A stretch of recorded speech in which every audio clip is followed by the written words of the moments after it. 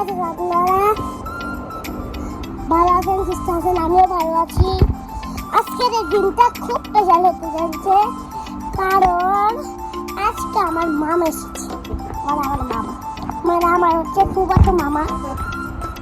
আজকে নতুন ব্লগে আমরা কি করি সেটা আপনাদেরকে আজ ভিডিওতে দেখাবো। চলো আজকে ভিডিও শুরু করি। আমরা শুরু করবো কি দিয়ে?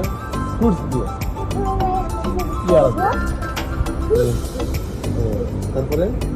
তারপরে হচ্ছে পিয়া, গোয়াবা আছে, ডাবল বল আছে, এগুলো এখন আমরা খাবো।